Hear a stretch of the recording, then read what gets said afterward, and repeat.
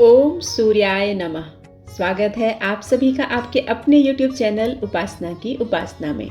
आज के वीडियो में हम जानेंगे ज्येष्ठ माह कब से प्रारंभ हो रहा है, कब समाप्त होगा, इस महीने में किन देवताओं की पूजा की जाती है, इस महीने में दान का क्या फल प्राप्त होता है और किन वस्तुओं का दान करना चाहिए, इस महीने में कौन से कार्य करना चाहिए और कौन से कार्य नहीं करना चाहिए।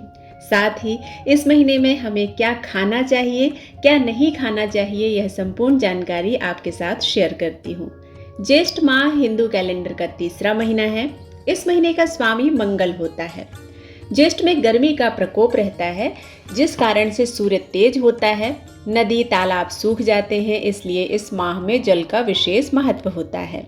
ज्येष्ठ माह में हनुमान जी, वरुण, सूर्य देव की उपासना करना बहुत खास माना जाता है। वरुण जल के स्वामी हैं तो सूर्य देव अग्नि देवता हैं।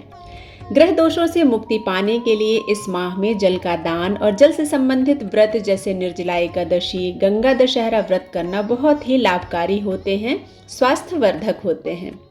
इसमें मां लक्ष्मी की कृपा प्राप्त होती है। आइए जानते हैं ज्येष्ठ महीना कब से शुरू होगा और इसका क्या महत्व है। ज्येष्ठ माह 6 मई 2023 शनिवार से शुरू होगा। इसकी समाप्ति 4 जून 2023 रविवार को होगी।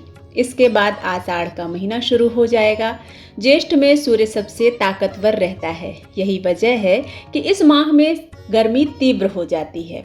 ज्येष्ठ महीने में जल का संरक्षण और पेड़ पौधों और जीवों को जल देने और उनकी रक्षा करने से कष्टों का नाश होता है। पितर प्रसन्न होते हैं और देवी महालक्ष्मी प्रसन्न होती हैं।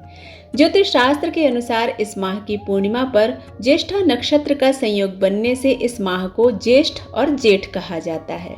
प्राचीन काल गणना के अनुसार इस महीने में दिन बड़े होते हैं और सूर्य की ज्येष्ठता के कारण यानी तीव्रता के कारण इसका नाम ज्येष्ठ हुआ। इस माह में 9 तपा भी लगते हैं और इन 9 दिनों तक बेहद ज्यादा गर्मी होती है।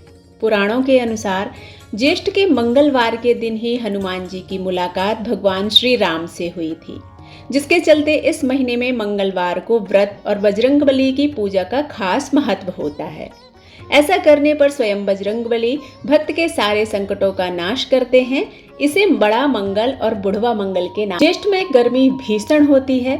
ऐसे में इस महीने में गंगा दशहरा, निर्जला एकादशी जैसे व्रत का महत्व होता है। ये व्रत प्रकृति में जल को बचाने का संदेश देते हैं। मान्यता है कि इस माह में जो जल से भरे कलश का दान करता है, पेड़ों को जल से सींचता है, पशु पक्षियों को पीने के लिए पानी की व्यवस्था करता है, अन्न की व्यवस्था करता है, उन्हें अकाल मृत्यु का भय नहीं रहता। साथ ही उसके समस्त पापों का भी नाश होता है और वह स्वर्गलोक में स्थान प्राप्त करता है।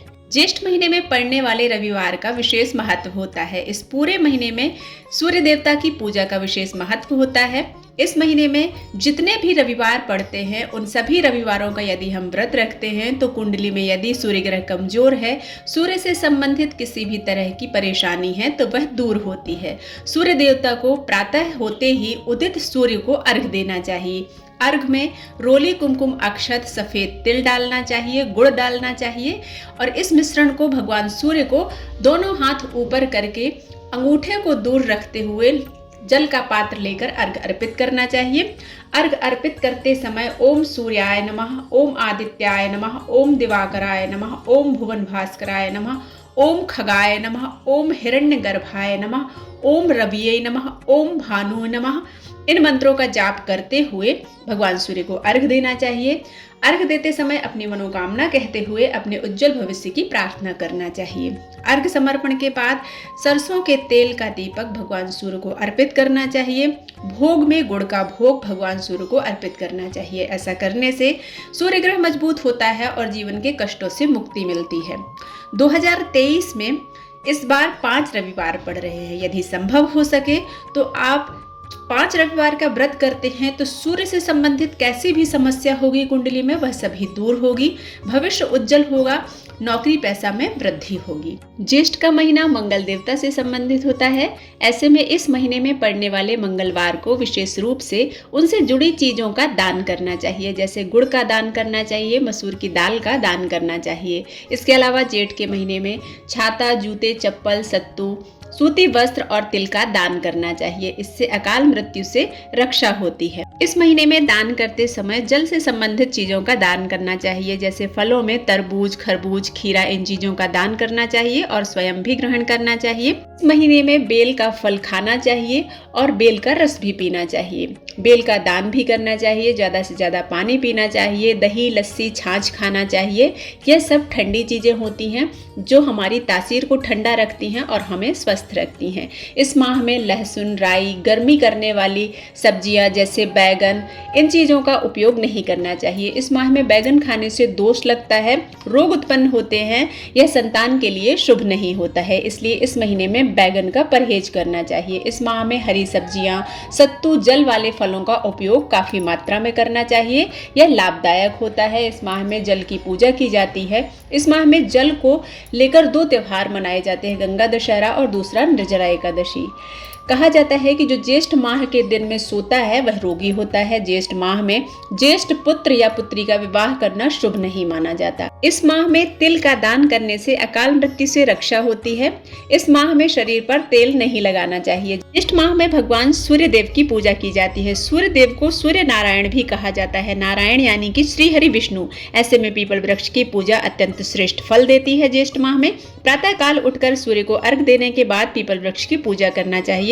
कच्चा दूध मिश्रित जल पीपल की वृक्ष में डालने से स्थिर लक्ष्मी प्राप्त होती है, रोगों से मुक्ति मिलती है और श्री हरि विष्णु भगवान और माता महालक्ष्मी की कृपा से अखंड सौभाग्य प्राप्त होता है। इस महीने में गर्मी बहुत ज्यादा होती है, इसलिए हमारे शरीर में पानी की कमी हो जाती है। इसलिए हमें ध्यान से पूरे दिन में 12 से 15 ग्लास पानी पीना चाहिए। ऐसा करने से शरीर में पानी की कमी नहीं होगी और हमें किसी भी प्रकार की रोग बीमारियां नहीं होंगी।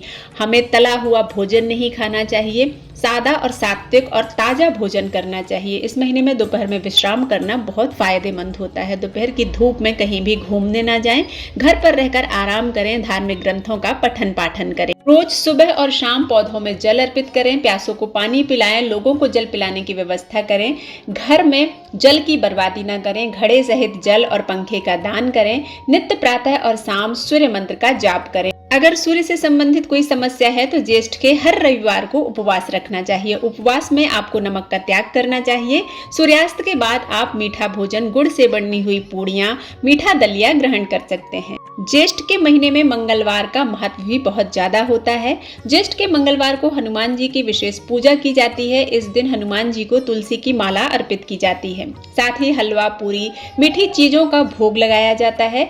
इसके बाद उनकी स्तुति करना चाहिए, हनुमान चालीसा का पाठ करना चाहिए। ज्येष्ठ मास में जितनी ज्यादा हो सके हनुमान जी की पूजा करना चाहिए। उनकी पूजा से समस्त संकट दूर होते हैं, सभी कार्य निर्विघ्नता के साथ सिद्ध होते हैं। निर्धनों को हलवा, पूरी और जल का वितरण करना चाहिए। ऐसा करने से मंगल से संबंधित सारी समस्याएं समाप्त हो जाती हैं। अपने जीवन में सूर्य और चंद्र को मजबूत करना चाहते हैं तो इस ज्येष्ठ मास में भगवान सूर्य की आराधना करें, व्रत करें, पूजन करें और वरुण देवता यानी जल की पूजा करें और जल का संरक्षण करें। ऐसा करने से इस पूरे ज्येष्ठ मास का पूर्ण फल प्राप्त होता है। भगवान की कृपा से सभी कार्य निर्विघ्न सिद्ध होते हैं। चंद्र और सूर्य प्रबल होते हैं। उम्मीद करती हूँ यह वीडियो में दी गई जानकारी आप सभी को पसंद आई होगी। यदि पसंद आती है तो आप सभी इसे लाइक करें, शेयर करें और सब्सक्राइब करना बिल्कुल ना भूलें। मिलते हैं एक नए वीडियो के साथ, तब तक के लिए ओम नमः शिवाय।